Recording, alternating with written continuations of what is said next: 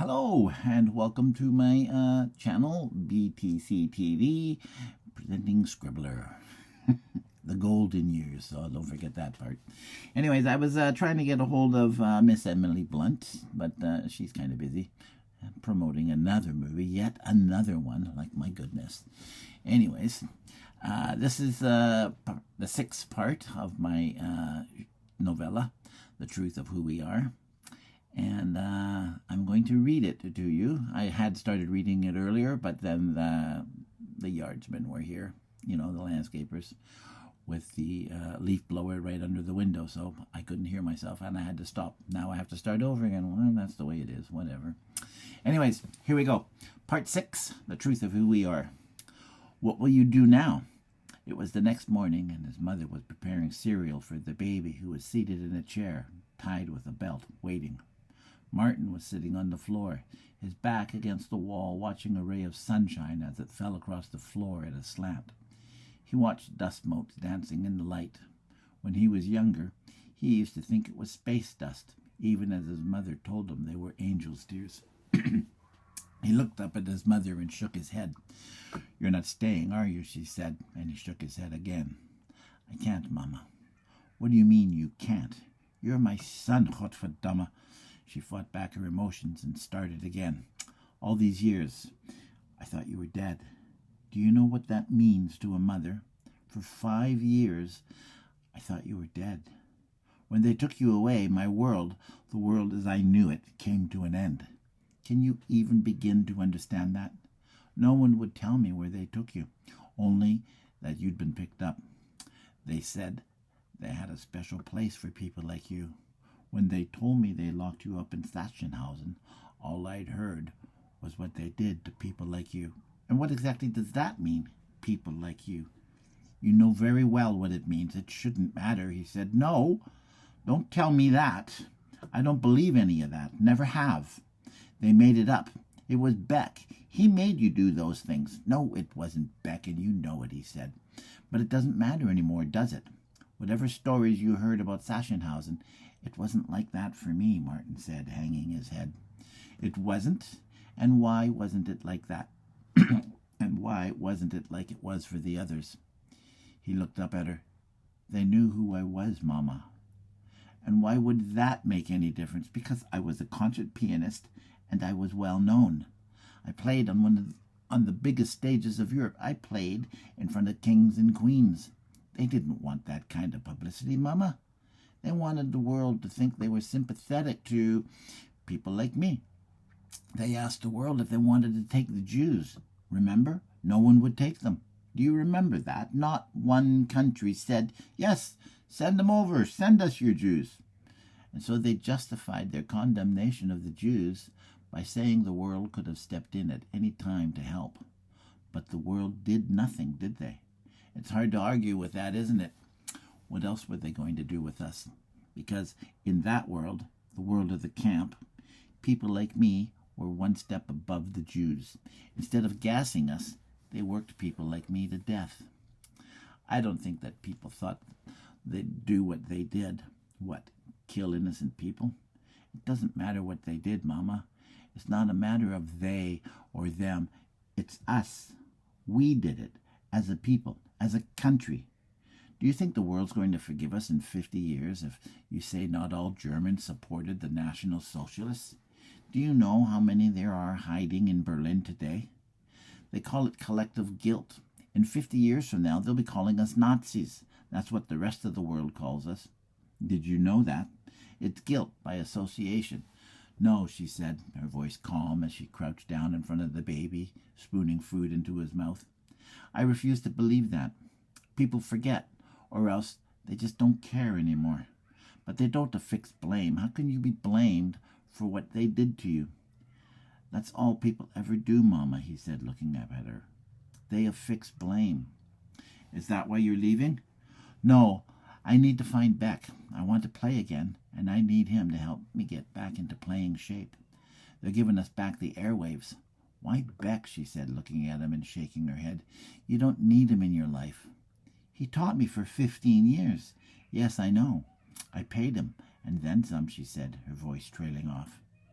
There's more to it than that, isn't there? There's something you're not telling me. What do you mean? Whatever it is, it doesn't matter. The only thing that matters is that he can help get me back on the stage, and that's all that matters. He still knows people, Mama. The man's one of your so-called National Socialists. Yes, but half the city is. Their so-called denazification plan isn't working the way they want it to. Anyone can see that. They don't have enough people to translate. At this rate, it'll take them 50 years. Why don't you do it then? Why don't I do what? Translate. What's the point in speaking all those languages if you don't use them? They want people who are fluent. You speak excellent French. I had an excellent teacher. Merci, she smiled, laughing and scooping another spoonful into the baby's open mouth. All the same, I have to talk to the Americans. Why? Because I think Beck lives in the American sector, somewhere in Bavaria, the last I heard. You've always been in denial when it comes to that man, she said, wiping food off the baby's face with her thumb. She sucked her thumb clean and fed the baby another spoonful. Why would you say something like that? You used to be friends. Because it's true. That's not the reason, he said, wagging his finger at her. Who do you think told the Gestapo about that man, she said at last. That man. Do you mean Dieter? Oh, was that his name? I never knew. I doubt that, Martin said. The man was a homo, she said evenly. And so what if he was? So am I, she countered. You're not. How can you think you are? Deny it all you want, Mama. I've got the tattoo on my arm that tells me different. You were going to marry her, she said, her voice no more than a whisper of accusation. How can you be a homo if you were going to get married? Oh, please, Mama, must you be so naive? I'm not being naive, she protested, and looked at the baby when he gurgled. You are, he pointed out. You're the one being naive if you believe you can trust that man. Because you say he turned me in? Ask him to deny it. I don't have to. She finished feeding the baby and stood up slowly, painfully, working the pain out of her back by the time she reached the sink. There, she pumped water into the bowl and cleaned it. She used a rag to wipe the floor around the chair and then undid the belt and lifted the baby up, perching him on her hip with a practiced ease. Why? She asked. I know who it was. Ridiculous. How could you? You were locked up. You'll have to take my word for it, he said, pushing himself up off the floor. Are you not going to tell me? Why? It's better if I don't. Besides, you wouldn't believe me if I told you who it was. He looked at Annalise on the bed, staring out of the window. He walked towards her and looked out of the window, but there was nothing to see. A broken wall, charred by flames and riddled with bullet holes. What's she looking at? He asked. Do you mean the wall? Martin turned and, looking at his mother, nodded. That's where they lined up the prisoners and shot them. 10 prisoners a day, every day. Prisoners? Near the end, there was no one left in the city to fight, so they conscripted boys and old men. Some women even volunteered. Both her mother and father volunteered, but they were no soldiers. They were just an old man and his wife. She watched her father get shot after they raped her mother in front of him. She saw that, too. How long ago was that? It was after the war, after the ceasefire, probably a month before the Americans stepped in. They should have stepped in sooner, but people were saying that Russia demanded retribution, and the Americans let them take it. I don't think there could ever be enough blood spilled as far as the Russians were concerned. I'm sorry, he said, and reached down to pick up Annalise's hand. She pulled her hand away from him, a look of horror crossing her face as she screamed. The baby started to cry, and his mother ran to the bedside, pushing Martin away as she placed the baby on Annalise's chest and tried to soothe her. What did you do? She was angry, her lips pursed and her eyes hard. I just wanted to hold her hand. Just go if you're going to go, his mother said, sitting on the bed and stroking the hair out of Annalise's eyes. Do you want me to come back? That's up to you, but I expect you will. Where else can you go? There you go. There you are. And that wasn't all that bad, was it? It was an interesting little bit. We learn a little bit more every time we read it.